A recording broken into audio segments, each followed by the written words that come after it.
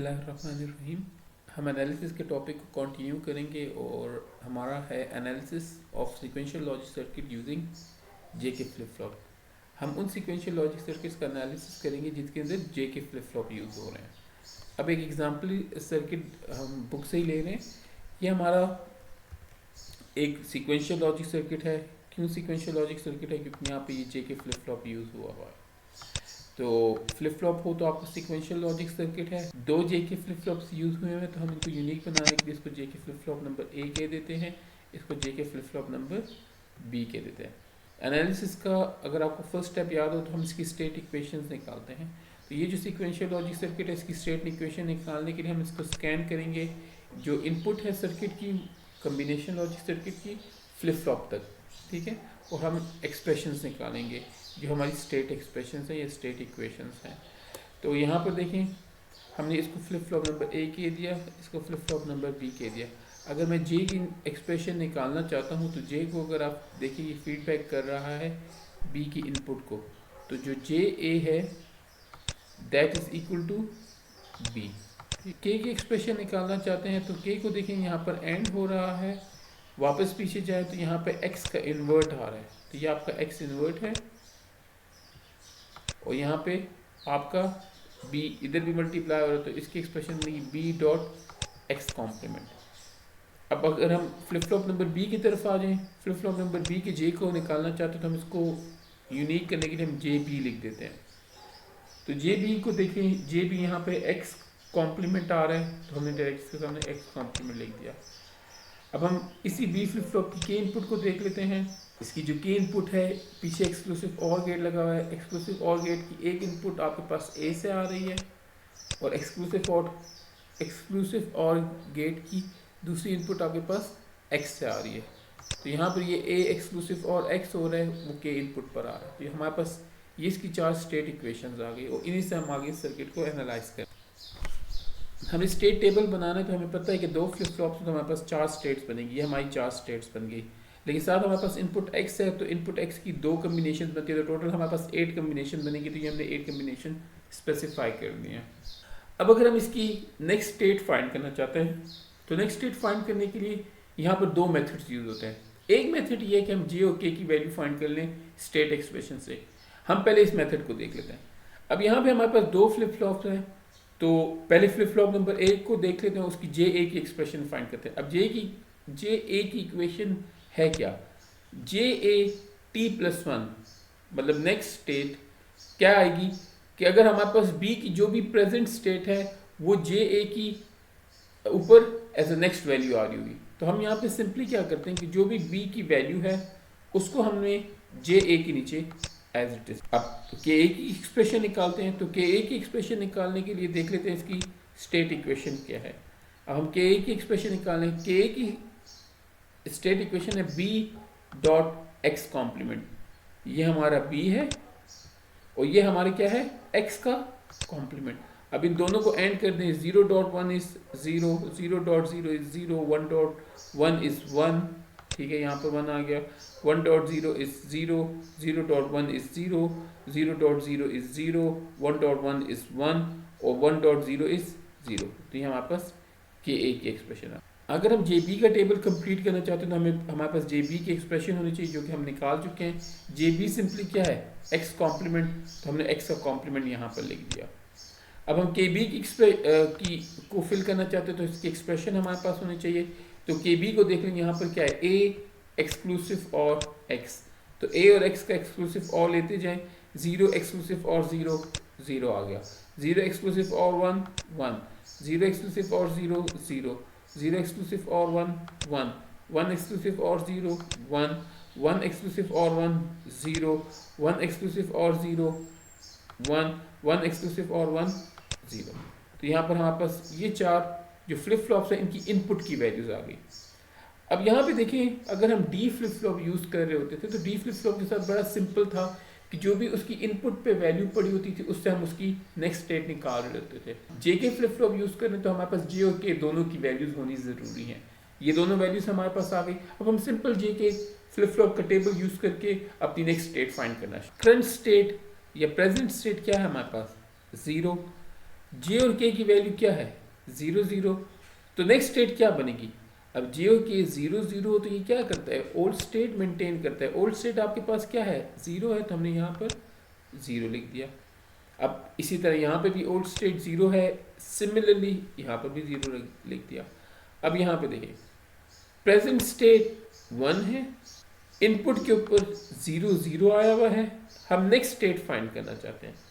तो इनपुट के ऊपर 0 0 हो तो नेक्स्ट स्टेट क्या होती है नो चेंज, तो यहाँ पर हमने क्या लिख दिया 1 1। प्रेजेंट स्टेट क्या है 0 है, इनपुट के ऊपर हमने क्या दे दिया 1 1, तो 1 1 क्या करता है न्यू स्टेट क्या करेगा ओल्ड स्टेट को टॉगल कर देगा। तो ये जो न्यू स्टेट है प्रेजेंट स्टेट इस पर क्या है 0 है, तो यहाँ पर न्यू स्टेट में क्या आ जाएगा इसका टॉगल। अब इसी तरह यहाँ पे भी ये 1 1 वाला सिनेरियो, इसको हम यहाँ पे चेक कर लेते हैं कि अगर प्रेजेंट स्टेट 1 है, इनपुट के ऊपर मैं 1 1 दूं तो नेक्स्ट स्टेट क्या बनेगी, नेक्स्ट स्टेट उसका टॉगल बनेगी। तो हम यहाँ पे इसको क्या कर देंगे 0 कर। अब लास्ट जो 2 वैल्यूज रह गई इनको कैलकुलेट कर लेते हैं। प्रेजेंट स्टेट क्या है 0, फ्लिप फ्लॉप के ऊपर क्या आ रहा है 1 0। अब 1 0 जब भी आपके जेके फ्लिप फ्लॉप के ऊपर हो तो वो क्या कर जाता है सेट कर जाता है, तो यहाँ पर आपके पास क्या आ जाएगा 1 आ जाएगा। प्रेजेंट स्टेट मैटर नहीं करती, नेक्स्ट स्टेट हमेशा 1 होगी। अगर प्रेजेंट स्टेट के ऊपर 1 पड़ा हुआ है, जेके के ऊपर 1 0 पड़ा हो, यही बात है जेके फ्लिप फ्लॉप आपका क्या कर जाएगा सेट कर जाएगा। अब फाइनल टेबल देख लें फॉर ए, तो यहाँ पर हमारी ए की नेक्स्ट इनपुट बन गई 0 0 1 1 1 1 0 1। ठीक है, अब बी के लिए कैलकुलेट करना शुरू करते हैं, यही मेथडोलॉजी यूज करेंगे। अब हम बी को कैलकुलेट कर लेते हैं। ये बी ओके, बी के ऊपर क्या पड़ा हुआ है 1 0।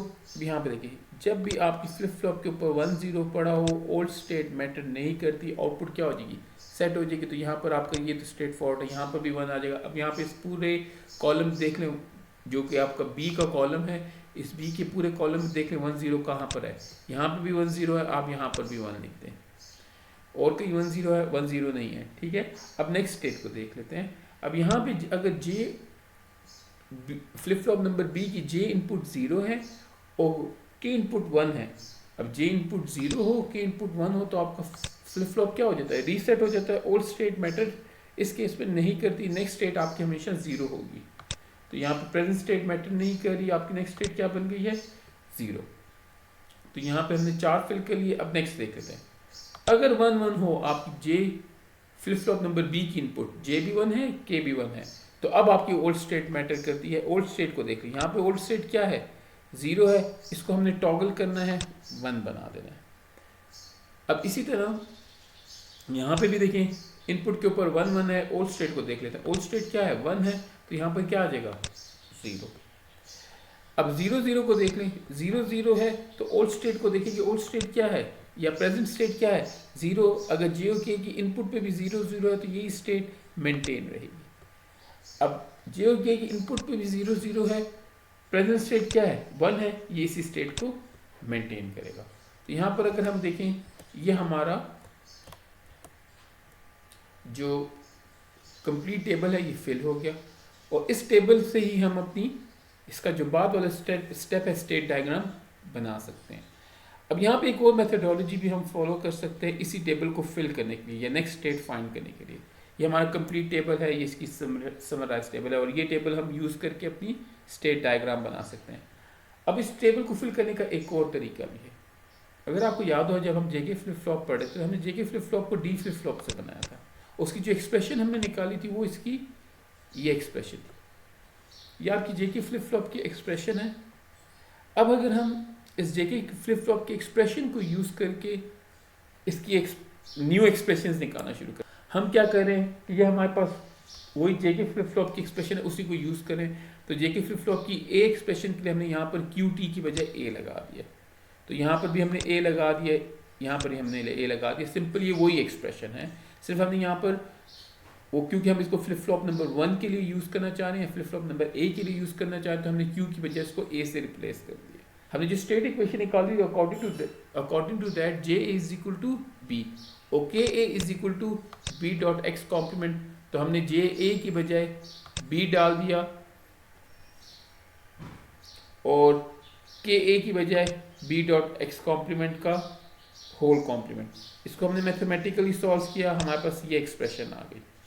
तो अब ये जो एक्सप्रेशन है हमारे पास, ये एक्सप्रेशन है हमारी ए की नेक्स्ट स्टेट फाइंड करने के लिए।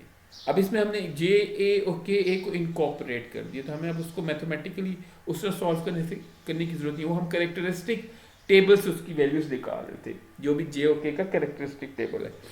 दूसरी, अब आप देखते जाए, अब मैंने इसकी नेक्स्ट स्टेट फाइंड करनी है, तो इस एक्सप्रेशन में मैंने वैल्यूज डाली, जे ए भी 0, बी भी 0, एक्स भी 0। तो ए भी 0, बी भी 0, एक्स भी 0, इसका आंसर क्या आएगा? 0 यहाँ पर आएगा। नेक्स्ट देख लें, 0 0 1 डालें, तो 0 0 1 डाला तब भी आंसर क्या आता है? 0 आता है।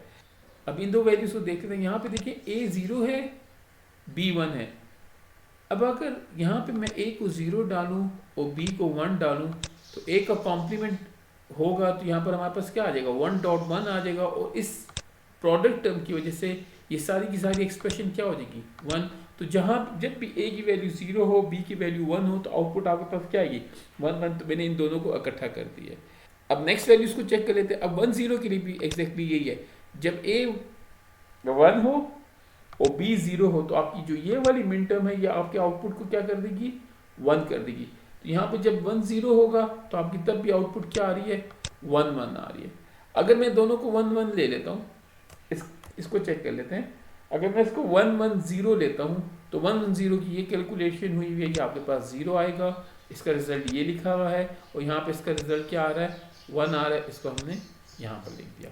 तो ये आपकी एक फिल हो गया। अगर हम बी की एक्सप्रेशन निकालना चाहते हैं, तो वही तरीका है। ये आपके पास फ्लिप फ्लॉप की एक्सप्रेशन है, जे के फ्लिप फ्लॉप की, कि B dot J B dot B complement, मैंने उसी से एक्सट्रैक्ट किया है। यहाँ पे हमने जे बी यूज़ कर लिया इंस्टेड ऑफ क्यू। यहाँ पे K B complement dot B T. तो इससे जब हम जे बी की वैल्यू यहाँ पर डाली, के बी की वैल्यू यहाँ पर डाली, मैथमेटिकली सॉल्व किया, हमारे पास ये एक्सप्रेशन है। अगर हम इस एक्सप्रेशन को यूज़ करें, तो हम अपनी नेक्स्ट स्टेट कैलकुलेट कर सकते हैं। मैंने एक कर लिया है, अब आप इसमें वैल्यूज डालते जाएं, आपकी नेक्स्ट स्टेट कैलकुलेट हो गई। ये जो प्रोसीजर है, ये जो हमें टेबल देगा, ये एग्जैक्टली सेम होगा जो हमने दूसरे तरीके से टेबल फाइंड किया था। अब हमने स्टेट टेबल बना रहे, स्टेट टेबल से नेक्स्ट स्टेप क्या है? हम इसकी स्टेट डायग्राम बनाएंगे। और स्टेट डायग्राम के लिए आपको पता है कि हमें क्या चाहिए? स्टेट्स। तो हमारे पास टोटल स्टेट्स कितनी हैं? हमारे पास 4 स्टेट्स हैं। तो हमारा जो सीक्वेंशियल सर्किट है, 2 फ्लिप फ्लॉप्स हैं, 4 स्टेट्स हैं, तो अब हमारा सीक्वेंशियल सर्किट इन 4 स्टेट्स के अंदर ही रहेगा। तो हम 4 स्टेट्स को इस तरह रिप्रेजेंट कर लेते हैं सर्कल से। तो ये हमारे पास S0 है, ये हमारे पास S1 है, ये हमारे पास S2 है, ये हमारे पास S3 है। प्रेजेंट स्टेट 0 0 है, तो इसका मतलब हमारा स्टार्टिंग पॉइंट क्या है? अगर हम 0 0 की बात करें, तो इनिशियली आपका सीक्वेंशियल लॉजिक सर्किट के अंदर क्या है? 0 0 स्टेट सेफ है। जब मैं इनपुट के ऊपर 0 दूँ, तो ये कहाँ पे चला जाएगा? 0 1 स्टेट के ऊपर। तो 0 0 पे है, जब इनपुट के ऊपर 0 दिया, तो 0 1 स्टेट के ऊपर चलेगा। अब नेक्स्ट देख लें, अगर आप 0 0 स्टेट के ऊपर हैं, आप इनपुट के ऊपर 1 देते हैं, तो आप कहाँ पे रहेंगे? 0 0 स्टेट के ऊपर। अगर आपका सीक्वेंशियल सर्किट इस वक्त अपने अंदर 0 1 स्टेट सेव करके रखा हुआ है, 0 1 स्टेट, तो 0 1 स्टेट ये वाली जगह बन गई। अगर मैं इनपुट के ऊपर 0 दूं, तो ये कहाँ पे चला जाएगा? 1 1 वाली स्टेट पे। तो ये यहाँ से यहाँ पर आ जाएगा।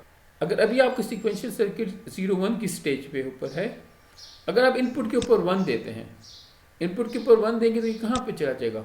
1 0 स्टेट। 0 1 के ऊपर है, इनपुट के ऊपर 1 दिया, तो ये कहाँ पे चला जाएगा?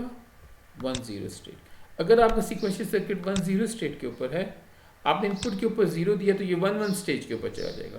तो यहाँ से यहाँ आना चाहिए इसको। अगर मैंने इसी तरह, अगर मैं 1 0 स्टेज के ऊपर हूँ, मैं इनपुट के ऊपर 1 देता हूँ, 1 0 स्टेज के ऊपर हूँ, इनपुट के ऊपर 1 देता हूँ, तो मैं 1 0 स्टेट के ऊपर ही रहूँगा। अगर मैं 1 1 स्टेट के ऊपर हूँ, या आपका सीक्वेंशियल सर्किट अपने अंदर 1 1 स्टेट पे सेव किए हुए है, अगर आप उसकी इनपुट के ऊपर 0 देंगे, तो 0 0 स्टेट के ऊपर चला जाएगा। अगर आपका सीक्वेंशियल सर्किट 1 1 स्टेट के ऊपर है, आप इनपुट के ऊपर 0 देंगे, तो नेक्स्ट स्टेट वो क्या बनाएगा? विद द क्लॉक पल्स वो 0 0 स्टेट के ऊपर चला जाएगा। अगर आपका सीक्वेंशियल सर्किट 1 1 स्टेट के ऊपर है, या उसके अपने अंदर 1 1 स्टेट किया, आप इनपुट के ऊपर 1 दें, तो नेक्स्ट स्टेट वो क्या बनाएगा? 1 1। तो ये आपकी कंप्लीट स्टेट डायग्राम बन गई। अब इस स्टेट डायग्राम आप एक ग्राफिकल रिप्रेजेंट कर रहे हैं अपने सर्किट की वर्किंग को।